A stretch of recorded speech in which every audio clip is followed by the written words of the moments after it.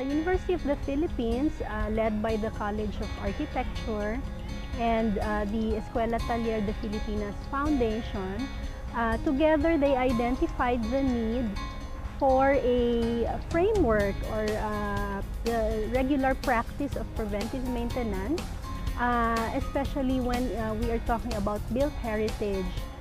In the recent years, the Philippines has been experiencing a lot of natural hazards, especially tropical cyclones, as well as earthquakes. So, for example, in 2013, we experienced a 7.2 magnitude earthquake that hit the Visayan region. And this has caused massive damage and destruction of many Spanish colonial churches as well as civic buildings. We identified the importance of preventive maintenance as an approach towards disaster risk reduction for built heritage, especially with Philippine Spanish heritage structures. So we organized this international symposium being held from February 27 up to March 1.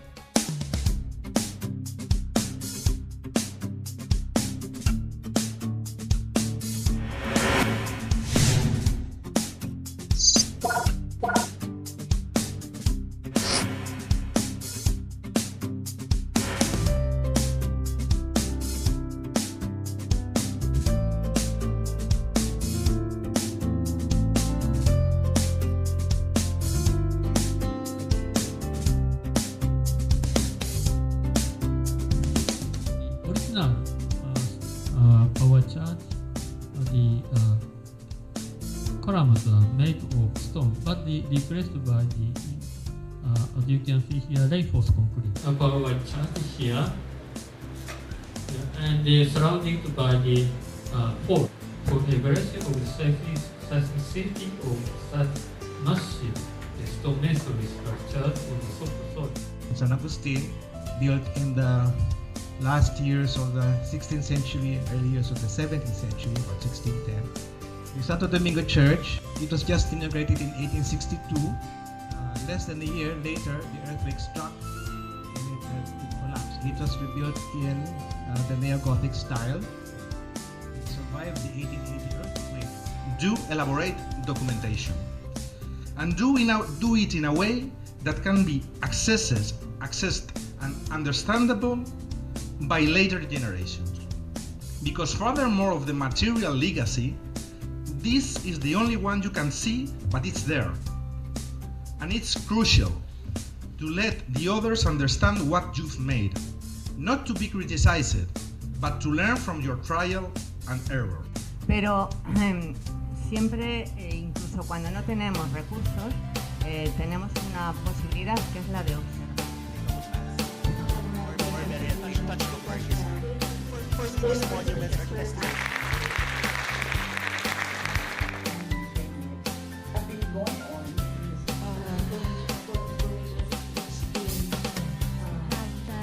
Qualification. The MCCA also.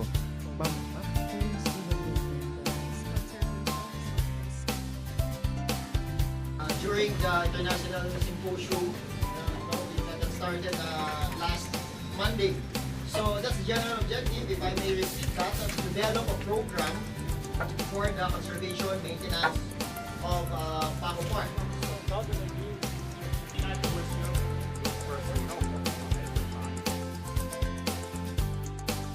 We noticed that some of the niches are already lower. Lastly, how would you feel if this park would disappear or be demolished in one day? The cemetery didn't used to have a road around.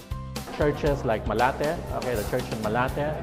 San Agustin, for example, is being well monitored. San Sebastian, one of the churches here that have a monitoring program. This has to be done on a more universal basis. We trust that with a very good preventive maintenance system, these particular churches are going to be able to withstand more, the ravages of this disasters that will inevitably hit the Philippines, okay, in the next so many years. The preventive conservation is the real one unique tool to guarantee that our heritage is going to survive or to survive to later generations. Guidance could guide us how then to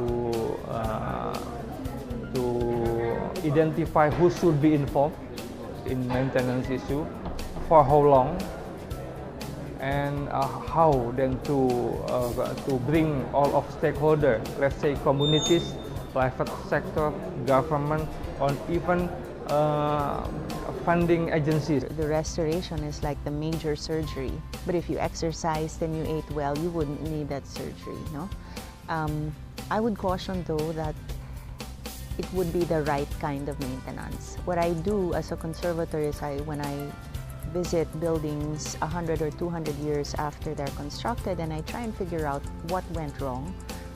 Sometimes what actually went wrong is a fairly innocuous intervention that was its maintenance procedure. The management plan or the risk preparedness plan is very important. Risk preparedness is a part of the management plan of the cultural heritage.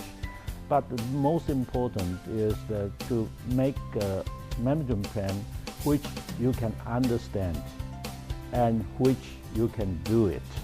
Do not make a plan or copy a plan from somewhere else and just for examination, but you cannot implement.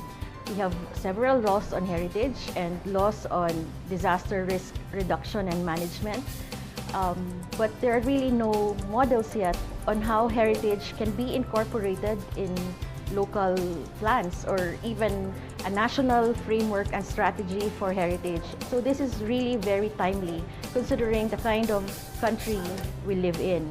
We have so many heritage sites, and it's time that we create that framework to take care of heritage, and preventive maintenance is a very essential part of that.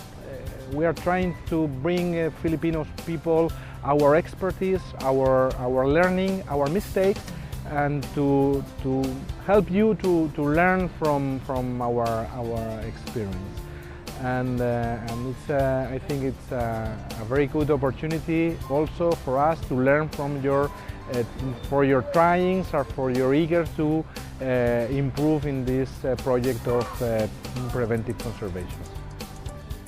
The Escuela Taller is also very important here in Manila because they are training the people who will be able to conserve and preserve and do the preservation action in the built heritage.